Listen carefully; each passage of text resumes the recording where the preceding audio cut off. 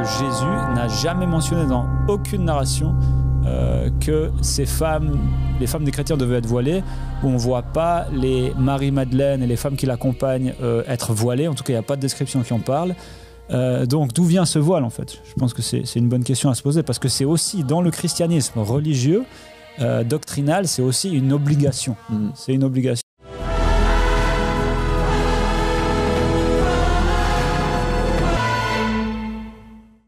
Bonjour et bienvenue dans un nouvel épisode des Apôtres de l'Esprit Saint. Je me présente, je m'appelle Arnaud, je suis avec Marc. Bonjour à tous. Et Guillaume. Bonjour à tous. Aujourd'hui, on va vous parler d'un thème controversé pour les musulmans surtout.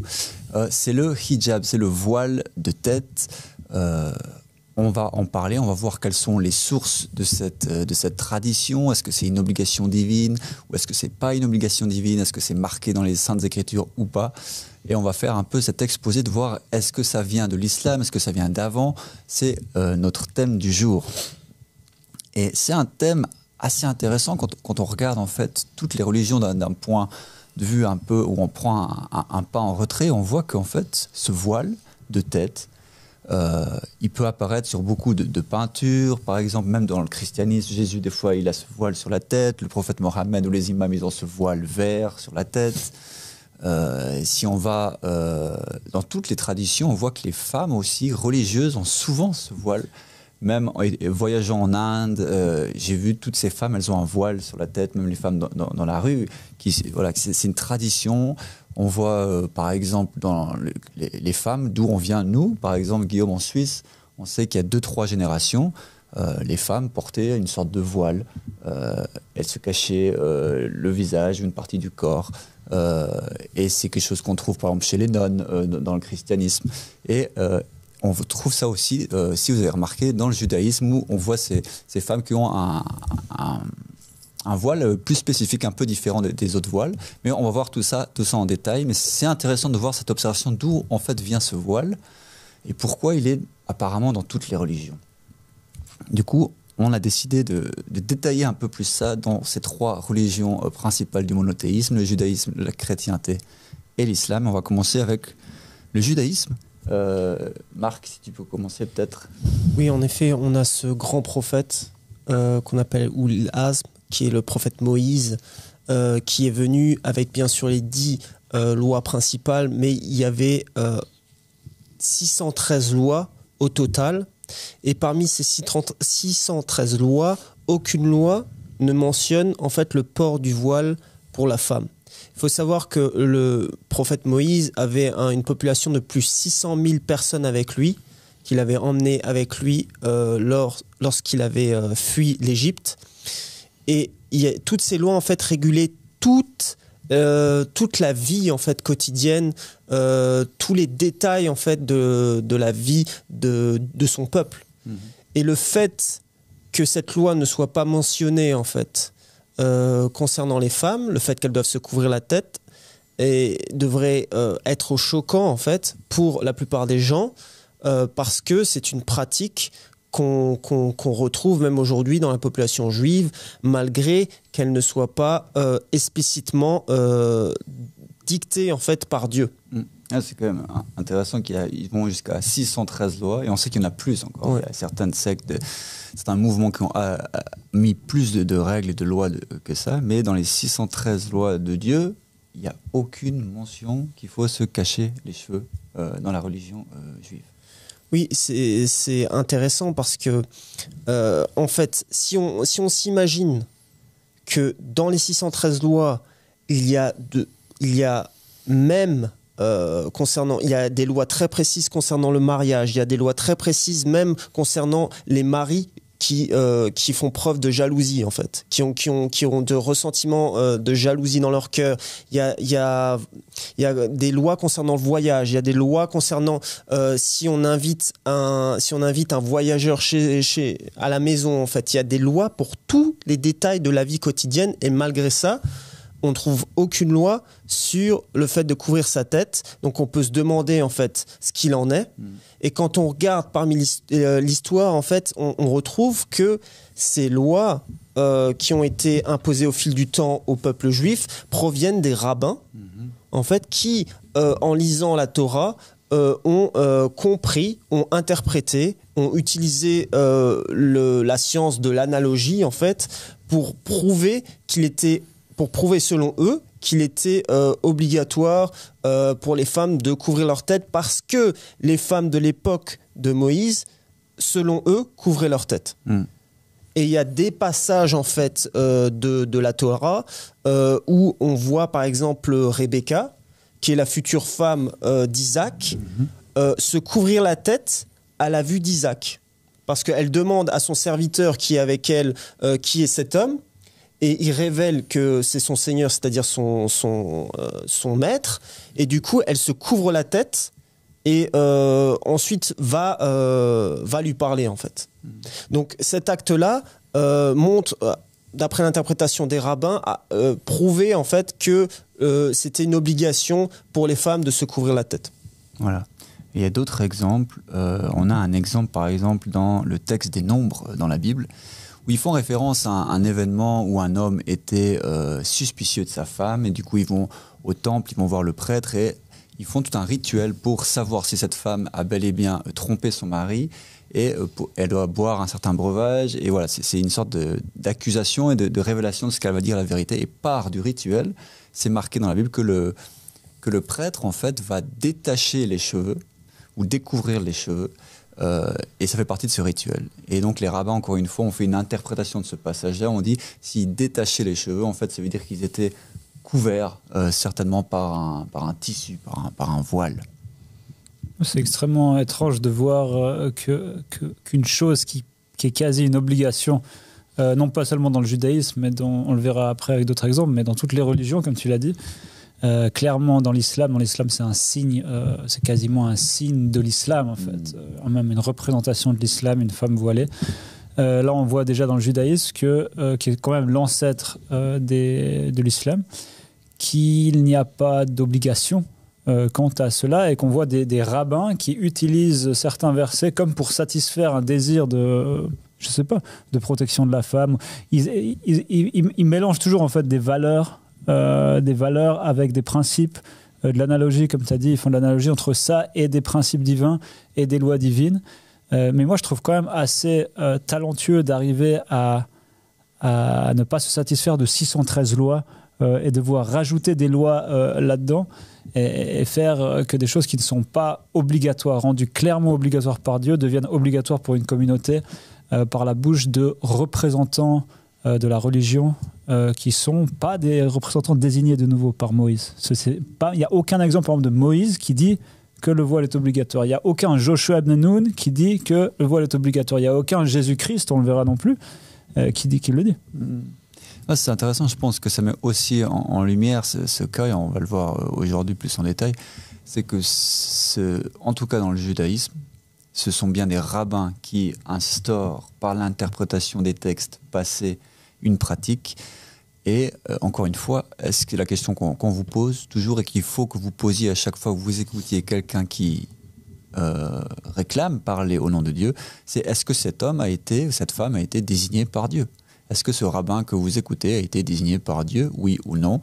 Et si vous pouvez répondre à cette question par non, du coup, il n'est pas nécessaire de prendre votre religion d'un homme ainsi, parce que Dieu, en chaque temps, en chaque époque, il instaure un homme, une personne qui puisse vous guider, vous dire comment il faut pratiquer votre religion. Et comment vous habiller, ça fait aussi partie de la religion. Et comme on sait, il y a des détails pour toutes choses. C'est beaucoup plus marquant dans le judaïsme et dans l'islam, où il y a vraiment des narrations pour toutes choses, non, même pour l'hygiène, pour manger, pour s'habiller, toutes ces choses-là. Du coup, il y a forcément quelque chose aussi pour le voile de tête, mais du coup, là, comme tu le dis, c'est pas une loi divine. Et aussi, ce qui est intéressant, ce que tu mentionnes, Guillaume, c'est même pas quelque chose qui a été demandé par Moïse. Parce que des fois, il arrive que le prophète, surtout Moïse, qui était un prophète qui a amené une nouvelle alliance, du coup, il avait le droit de changer la jurisprudence, de lui-même non plus n'a pas ajouté des lois qui auraient dû être suivies par le peuple. Lui-même n'a pas instauré ce voile de tête, en fait. Donc, c'est vraiment intéressant. Par contre, il y a une chose qu'on pourrait noter aussi, c'est qu'en fait, à l'époque de Moïse, il y avait une coutume. C'était une chose qui était déjà installée parmi le peuple de l'époque, mais qui n'était pas une loi divine. C'était simplement une manière de reconnaître les femmes mariées. Donc, qu'est-ce qui se passait? C'est lorsque une femme était vierge, qu'elle était non mariée, sa tête, en fait, n'était pas couverte.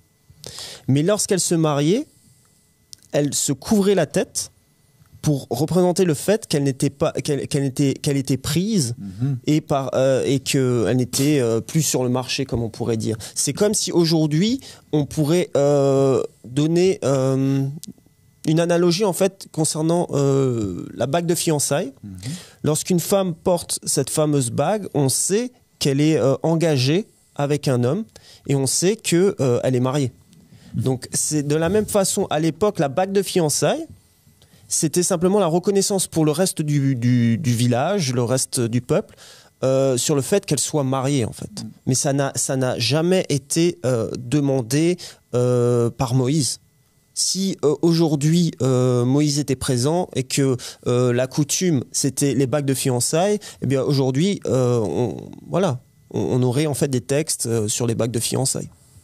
Ce qui est intéressant, c'est que ce que tu dis, c'est aussi relié en fait à ce thème qui est aussi présent dans l'islam, c'est que les rabbins considèrent, on fait aussi une interprétation encore une fois d'un texte plus ancien, qui est un texte en fait qui vient des psaumes de Salomon, où il y a un passage qui décrit la chevelure d'une des femmes, et vous savez que Salomon a aussi écrit certains textes qui sont plus ou moins romantiques ou même érotiques, et il décrit en fait son amoureuse.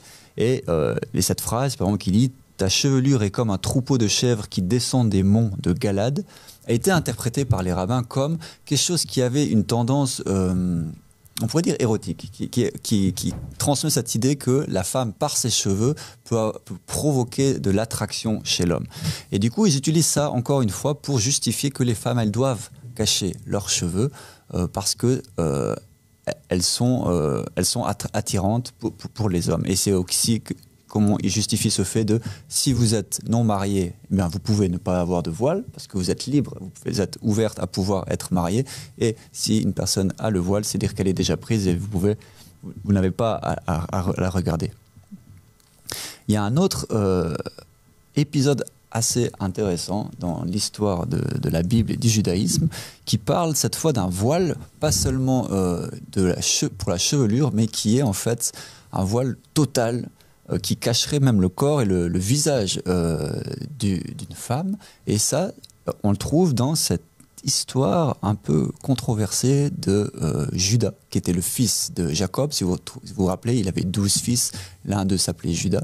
Et c'est une histoire qui se passe plus tard, quand lui-même est adulte, il a eu des enfants, et il y a cette histoire avec sa belle-fille, Tamar, et ses enfants. Je ne sais pas si Guillaume, tu veux essayer de raconter cette histoire, comme ça on peut comprendre le thème. En fait, Tamar, elle était mariée à son fils, et son fils est décédé, le fils de Judas, et ensuite il y a toute une histoire, en fait c'est une assez longue histoire. Toujours est-il qu'à un certain moment, en fait, cette femme elle se déguise en prostituée. Comment est-ce qu'elle est décrite se déguisant en prostituée? C'est en se voilant, en fait, en se voilant d'une manière totale. Pourquoi? Parce que les gens ne pourraient plus la reconnaître. Et en fait, contrairement à aujourd'hui, quand on pense à une prostituée, à l'époque, ça n'avait vraiment rien à voir. En fait, c'était tout le contraire. Elle se couvrait, en fait, pour ne pas être reconnue. Et donc elle a fait ça, et l'histoire dit que Judas aurait passé à côté d'elle, et que cet homme, d'ailleurs c'est pour ça que c'est controversé, c'est qu'il va vers elle et il va avec elle, en fait, sans savoir qui elle est, en croyant que c'est une prostituée, et en fait elle tombe enceinte de lui.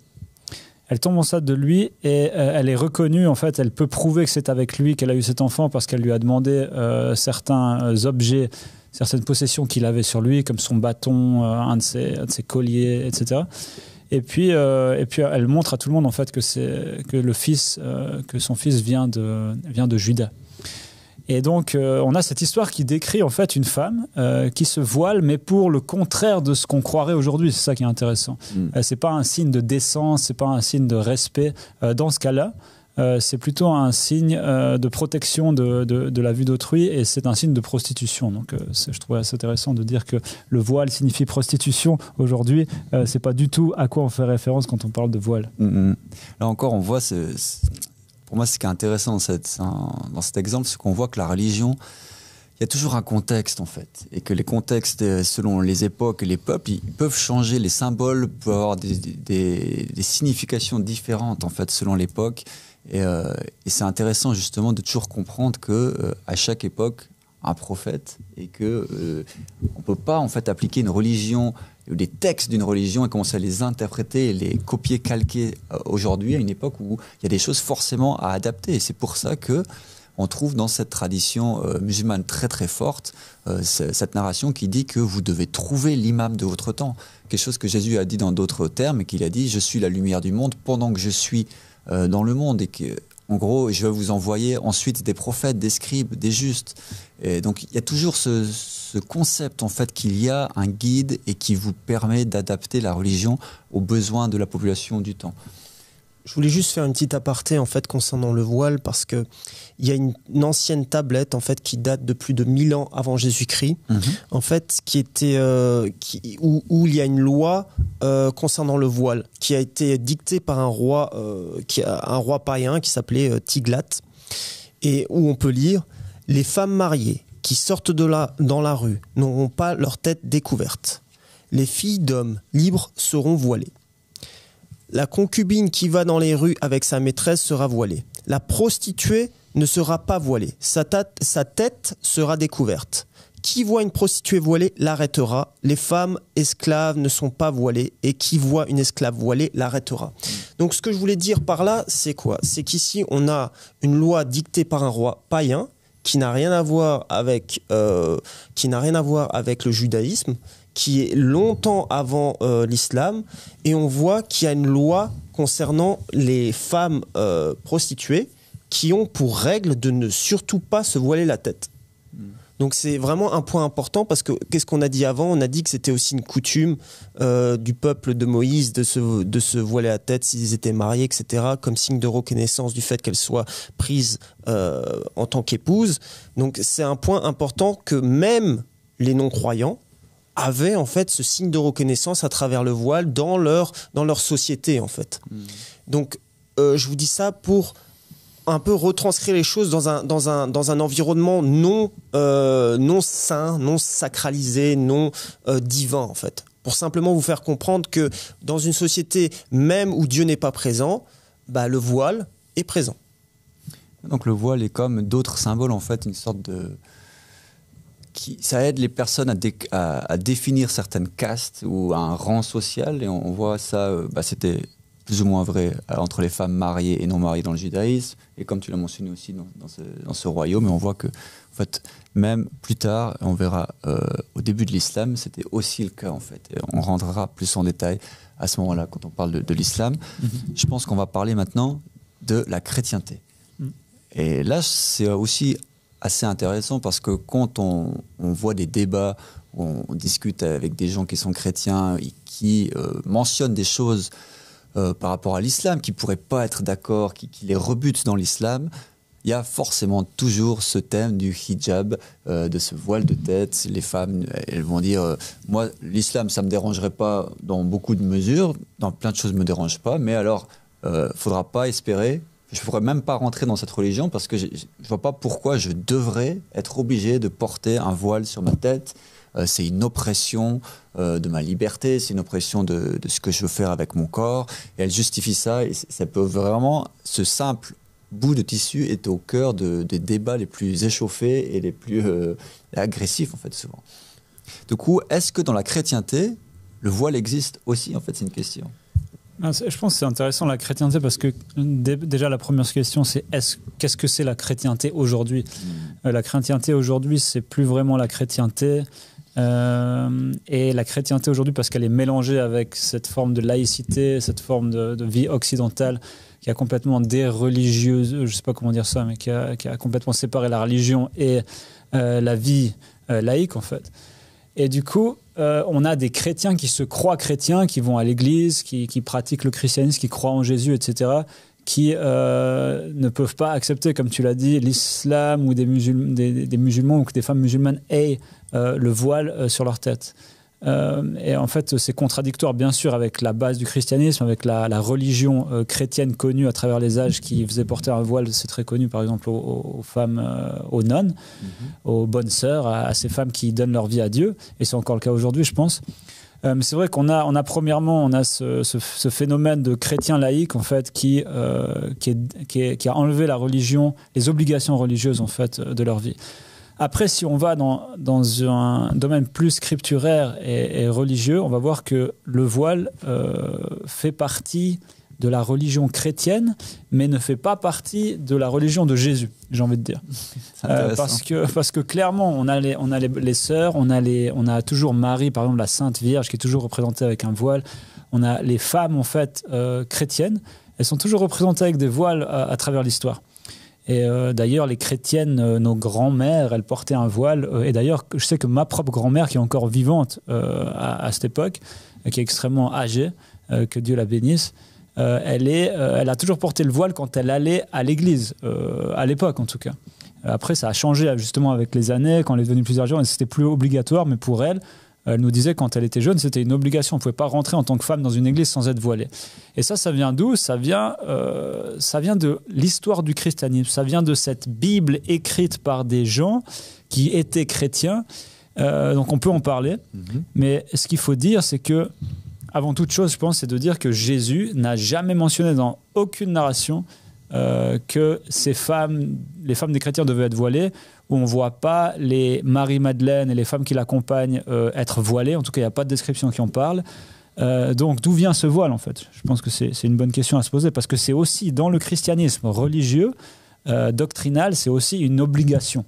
C'est une obligation de porter le voile en tant que femme religieuse. Je voudrais juste faire un point, en fait, concernant cet écrit que tu dis, c'est Paul avait un enseignement rabbinique, en fait, des pharisiens. Il était juif, en fait. Il était juif, en fait.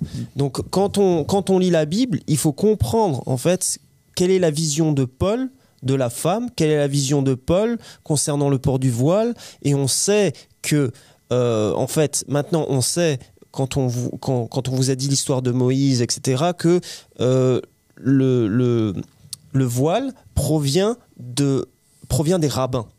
Donc lui, il avait cette culture rabbinique, il avait cet enseignement-là, et c'est pour ça qu'il l'a mentionné, en fait. Et c'est intéressant parce que quand on lit pourquoi la femme doit se couvrir la tête, on voit bien l'image que Paul a de la femme. Et je voudrais simplement lire le texte. Je vais prendre un peu de temps là, mais c'est juste. Important. Je pense que c'est important pour les femmes qui nous écoutent. Donc c'est dans 1 Corinthiens, chapitre 11, c'est le verset 5 à 13. Donc 4 à 13, pardon. Tout homme qui prie ou qui prophétise, la tête couverte, déshonore son chef.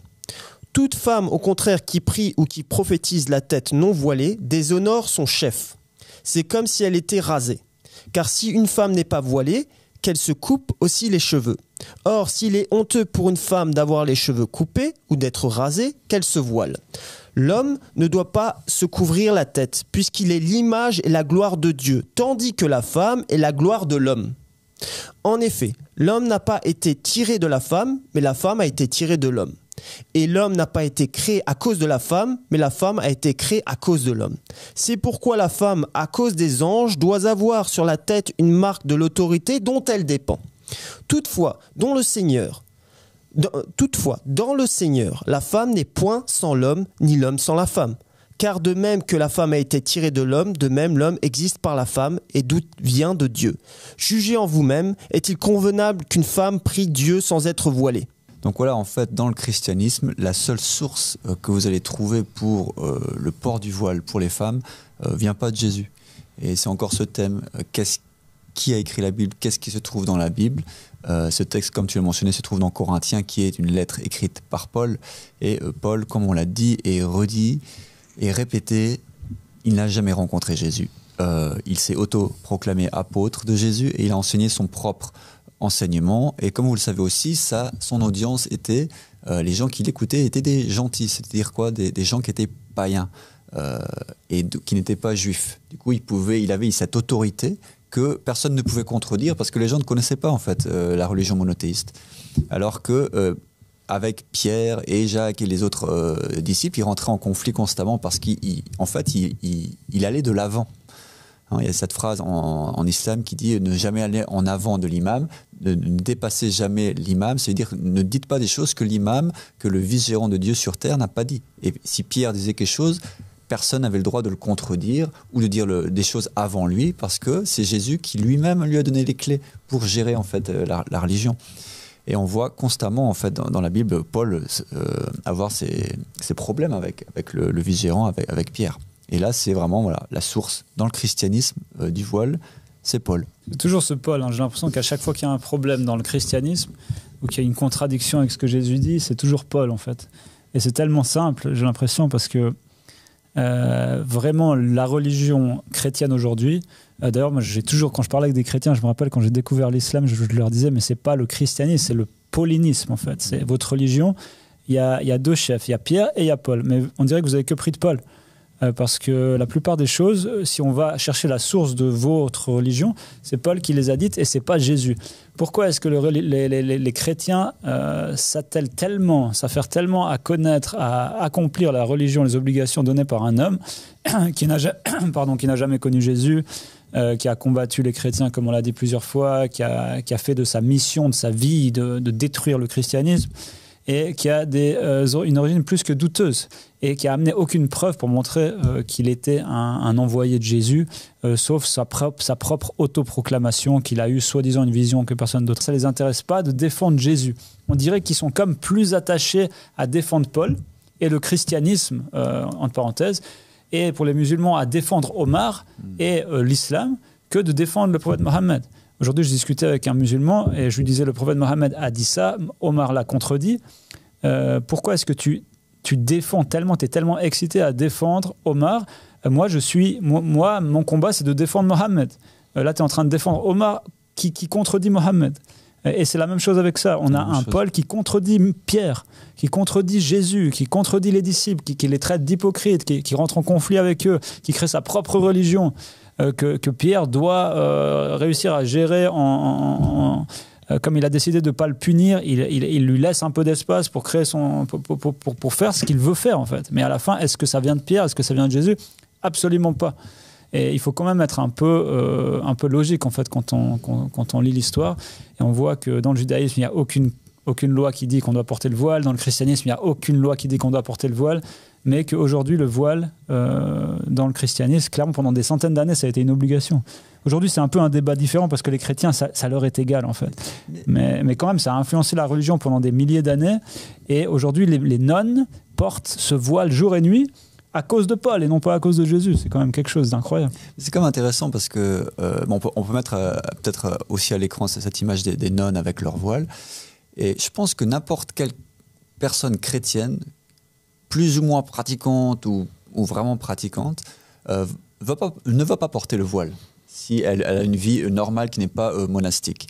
Par contre, ces personnes ne vont jamais, à aucun moment, critiquer les nonnes pour porter le voile. Elles vont comprendre que c'est un acte en fait de chasteté, de modestie, d'humilité, et ils comprennent en fait que voilà, cet habillement, c'est parce qu'ils ont fait une décision de donner leur vie à Dieu, et que voilà, l'attrait pour le corps, tout ce qui est par rapport à la chair, il est caché, il n'est pas mis en évidence. Ils acceptent parce que c'est caché dans des monastères loin de tout le monde. Ça aussi. Tout à fait. Mais l'autre élément, c'est que je me rappelle toujours d'avoir vu, quand j'étais pas musulman, j'ai vu ce reportage en fait d'un homme qui était faire un documentaire, c'était en Irak et en Afghanistan sur les mouvements mystiques en fait de l'islam. Et je me rappelle cette phrase où il disait c'était incroyable ce que le prophète Mohammed avait réussi à faire quand il avait essayé de répandre sa religion, c'est qu'il avait essayé de créer en fait une nation qui était comme des moines. C'est-à-dire que toute la nation en fait devait être croyante. En fait, ça a toujours été comme ça, mais c'est comme ça, c'est oublié dans l'Ouest, où les gens ils disent je fais ce que je veux de ma journée, je m'habille comme je veux, mon travail je fais ce que je veux, et à la fin, je prierai sûrement avant d'aller dormir, et je prierai le matin, et je vais à la messe 1 à 2 fois par semaine, mais ma vie, elle n'est pas consacrée à Dieu. Les gens qui consacrent leur vie à Dieu, il y a une place spéciale pour eux. Ces gens-là, on appelle ça des moines, on appelle ça des prêtres, mais tout le reste, c'est des gens, ils ont le droit de vivre comme ils veulent, mais ils peuvent être croyants. Alors que dans l'islam, il y a eu cette essai, en fait, cette invitation de Mohammed de dire non, toute votre vie, elle doit être dédiée à Dieu, et cette beauté en fait dans le principe de cette prière qui rythme la journée, où on essaie de jamais oublier Dieu et de rythmer sa journée en pensant à Dieu, et je trouvais ça très beau. Et du coup, pour revenir au voile, en fait, on voit des Européens, des Européennes critiquer en fait ce voile qui représente en fait cette modestie, cette humilité normalement, parce qu'on voit aussi des choses vraiment pathétiques où des femmes se maquillent plus que des femmes qui n'ont pas de voile mais qui mettent un voile. Il y a tout un jeu là autour qui devient vraiment pathétique aujourd'hui. Mais dans l'idée qu'il y a une sorte de double standard, c'était un peu l'argument que je voulais montrer. Maintenant, passons à l'islam. Essayons de voir si c'était pas une loi de Dieu dans le judaïsme, si c'était pas une loi de Dieu dans le christianisme. Est-ce que ça a été une jurisprudence, une loi que Dieu a amenée avec cette 6e alliance avec Mohammed et le Coran? Alors, si on va purement dans l'écriture sainte, le Saint Coran, la parole de Dieu, comme disent les musulmans, il n'y a aucune preuve en fait. Si on fait simplement lire le texte, il n'y a aucune indication explicite, claire, qui dit de porter un voile sur la tête aux femmes. Et il n'y a rien. Et c'est un peu étonnant d'entendre ça, parce qu'on se dit les musulmans se basent que sur le Coran, ou bien ils se basent sur des narrations qui doivent toujours confirmer le Coran. Et le voile, justement, dans l'islam, plus que nulle part ailleurs, c'est ce symbole de l'islam. En fait, c'est le voile aujourd'hui, d'une certaine manière. Alors, comment ça se fait que ça ne soit pas une obligation dans le Coran? Donc, ce qu'il faut comprendre, c'est que... je vais vous lire les versets, et après, on va peut-être discuter. Donc, il y a 2 versets, en fait, dans le Coran qui sont référés, en fait, dont les savants se réfèrent, auxquels les savants se réfèrent pour parler du voile, et certains pour donner une obligation, en fait, du voile. Donc, le premier verset, c'est à la sourate 24, au verset 31. Et il est dit aux croyantes de baisser leur regard, de garder leur chasteté et de ne montrer de leurs atours que ceux qui ont paré, et qu'elles rabattent leur khimar, le mot arabe c'est khimar, voile, sur leur poitrine. Ça, c'est une traduction qui est la plus donnée en général. La véritable traduction du mot poitrine, en fait, ce serait poche, les poches. Ça veut dire une poche, c'est comme quelque chose qu'on aurait ici. Et ça ne dit pas poche comme ça, parce qu'il n'y avait pas de poche comme ça à l'époque, mais ce serait comme par exemple de mettre ma main dans la poche ici. Donc, ce serait d'avoir un voile qui revient sur leur poche.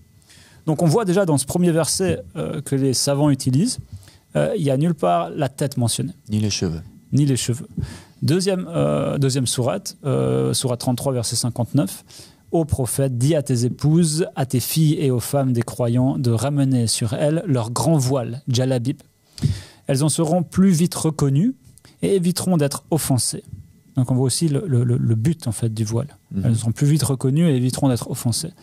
Allah est pardonneur et miséricordieux. Et ce verset en fait il explique beaucoup de choses. Premièrement, il ne montre en aucun passage qu'il faut ramener son voile sur sa tête. C'est simplement sur elle le grand voile. Et deuxièmement, il donne une raison en fait qui n'est pas vraiment la raison qui est mentionnée en général dans l'islam du voile. Et la raison là, c'est simplement d'être reconnue en tant que musulmane, quoi. Et elles éviteront d'être offensées. Donc là, d'être reconnues en tant que les femmes du prophète et des croyants. Donc, c'est problématique. Maintenant, les savants doivent trouver des moyens de prouver que ce voile est obligatoire sur la tête, en fait, alors qu'il n'y a aucune mention dans le Coran. Et si vous dites, j'aimerais juste, parce que là, on ne parle sûrement pas tellement à des musulmans, mais si vous dites ça, si vous mentionnez ces versets aux musulmans en général, ils deviennent complètement furieux. Ils s'énervent en général et ils ne sont pas du tout d'accord avec notre interprétation. Pourtant, ce n'est pas une interprétation, c'est simplement une traduction française claire et nette de ce qu'il est. Et tous les experts arabes sont d'accord avec nous pour dire que la tête n'est mentionnée nulle part, ni les cheveux.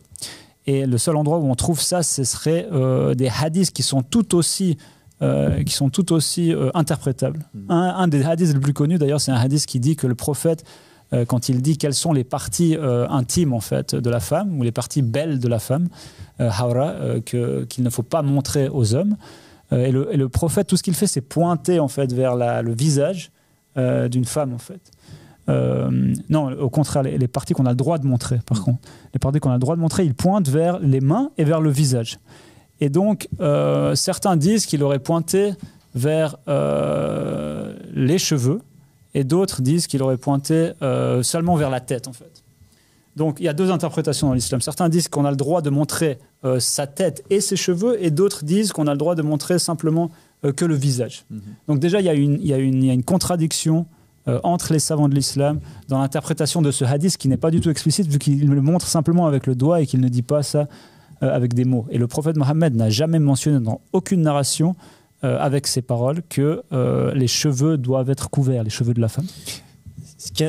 Excuse-moi de te couper comme ça, mais ce qui est intéressant pour moi en tout cas, c'est que récemment j'avais lu un hadith de Omar qui avait vu une esclave passer en fait sur la route et qui lui avait posé la question si elle avait été libérée, si c'était devenu une femme libre. Et cette esclave en fait était voilée, s'était voilée la tête, et lorsqu'elle lui a répondu non, il lui a demandé de enlever en fait son voile de sa tête, et vu qu'elle mettait trop de temps à son goût, il prit un bâton qu'il avait dans sa main et la frappa sur sa tête jusqu'au moment donné où elle rabatta son voile en fait, elle enleva son voile. Donc c'est important en fait de comprendre que même, et ça c'est un hadith qui est accepté par tous les savants, et c'est un point important en fait, c'est que d'après les savants, si vous êtes une esclave, l'obligation de porter du voile, de porter le voile ne s'applique pas à vous. Donc c'est aussi ça qu'on dit, c'est que cette interprétation des savants est complètement folle en fait. Oui, pourquoi ? Parce que en fait, ce qui est souvent justifié en fait pour le port du voile obligatoire, c'est que ces femmes qui portent pas le voile sur leurs cheveux sont en train de distraire les hommes pieux musulmans, et elles les divertissent, elles les rappellent à de la sexualité qui est non adéquate, et du coup c'est inadmissible, il faut vous couvrir les cheveux. Alors que le problème, c'est que cette interprétation, de un, est complètement pathétique. De deux, c'est que pendant des centaines et des centaines d'années, ce n'était pas l'avis des imams et des cheikhs musulmans, comme on peut le voir même par des dessins qui représentent l'Empire ottoman. L'Empire ottoman qui était le dernier en fait califat, qui était selon les musulmans quand même les sunnites qui représentaient l'islam, et on voit tous ces dessins en fait où les femmes, elles sont les femmes qui servent les califes, qui sont dans ces palais, beaucoup de femmes sont nues parce qu'elles sont les esclaves, elles n'ont pas de hijab. Du coup, comment on peut comprendre cela à ce moment-là ? Si toutes ces femmes qui se baladent dans les rues, qui sont vendues dans les rues aussi parce que c'est des esclaves, elles ont la poitrine à l'air, parce que là on parle aussi pas seulement de la tête. Les esclaves n'avaient pas le droit de se couvrir la poitrine. Non, mais ça c'est le problème du wahhabisme, du salafisme en fait. L'islam aujourd'hui, il a plus rien à voir avec même l'islam d'il y a 100 ans, même d'il y a 40 ans en fait. L'islam aujourd'hui qui a imposé sur le monde entier, on voit comme tu l'as dit, il y a vraiment, et ça confirme le Coran. D'ailleurs, qui dit que pour les croyantes en fait et les femmes du prophète, en fait c'était seulement une certaine catégorie selon les narrations d'ailleurs qui devait rabattre ce voile, et même pas sur la tête mais sur leur poitrine. Exactement. Ça veut dire que selon le Coran, les femmes non croyantes ou les esclaves, même si elles sont croyantes, elles sont pas considérées comme faisant partie de ce verset. Elles n'ont pas besoin, non pas de se couvrir la tête, mais se couvrir jusqu'au nombril. Donc ça veut dire que des femmes nues au temps du prophète, après le prophète, on se le voit avec ce hadith de Omar, qui frappe quand même une femme parce qu'elle est voilée. C'est assez choquant, je veux dire, parce qu'aujourd'hui, les gens qui louent Omar en général seraient plutôt... je pense qu'ils n'auraient pas trop de problème à frapper une femme parce qu'elle n'est pas voilée. Et d'ailleurs, c'est ce que font certaines factions islamiques terroristes. Même en Iran, il y a des femmes plein de femmes ont été exécutées publiquement, mises à mort parce que leur hijab n'était pas en place. Ça contredit les savants de l'islam, ça contredit les plus grands, ça contredit les hadiths, ça contredit le Coran. Et je trouve intéressant de voir aussi, juste au passage, que le texte que tu avais dit sur les Assyriens avant, en fait, c'est exactement la même chose. Si on comprend ce qui se passe au début de l'islam, et on a des hadiths qui confirment ça, c'est que le but du voile, c'était justement d'être reconnu, de reconnaître une certaine classe sociale, et que seulement les riches avaient le droit de porter ce voile. Et quand le prophète Mohammed est venu, il a demandé aux femmes des croyantes justement il a voulu les élever dans la société et faire d'elles des femmes nobles et faire d'elles des femmes dignes. Du coup, ces femmes et les femmes des croyants, elles ont commencé à porter ce voile. Et d'ailleurs, les esclaves n'étaient non plus pas, comme chez les Assyriens, autorisés à porter ce voile. Donc c'est intéressant de voir que c'est pas du tout en fait ce qu'on a l'image de l'obligation et de pourquoi l'obligation du voile aujourd'hui dans l'islam, c'est pas du tout ça qui est référencé dans les narrations islamiques. Exactement. Donc voilà, en conclusion, le voile, ni dans le judaïsme, ni dans le christianisme, ni dans l'islam, est une obligation divine, ni est un commandement de Dieu. Par contre, est-ce que cela peut apporter une humilité, une modestie dans l'habillement? Oui. Et ici, le message en fait de la 7e alliance, c'est que si vous voulez porter ce hijab, ce voile de tête, cela est possible. On ne l'encourage pas ni on l'interdit. C'est le message de cette 7e alliance. Du coup, ce qui change en fait, c'est cette obligation, c'est cette menace en fait que l'islam d'aujourd'hui est venu avec, où une femme se sent non seulement responsable de mettre ce hijab sur sa tête parce qu'elle a peur d'aller en enfer. Juste au passage, parce que les musulmans ils vont vous dire ah non c'est pas vrai, par exemple les femmes du prophète portaient le voile, oui, mais ça n'est pas une obligation. Voilà. Et oui, elles portaient le voile, c'était une sunna. C'est vrai que c'était une sunna pour Fatima Zahra, pour les femmes du prophète, etc. Mais ça n'a jamais été formulé, tout comme dans le judaïsme, comme une loi qu'on doit accomplir. Donc on ne peut pas punir des femmes d'une chose qui n'est pas une loi en fait dictée par Dieu. Voilà. Extrêmement important cette différence entre la sunna, la tradition, qui peut être respectée ou non. Ça, c'est une invitation et un commandement divin où on a quelque chose en face de Dieu, on va être jugé par rapport à ça. Donc voilà, c'est quand même un message libérateur et c'est une invitation à investiguer en fait vos propres textes et de nouveau à prendre votre religion d'une personne qui a été désignée par Dieu, nommée par Dieu, non par des rabbins, non par des prêtres ou des chers musulmans, des imams qui ont absolument rien à voir avec les prophètes. Voilà notre message d'aujourd'hui. On vous dit à demain, on vous souhaite une bonne soirée.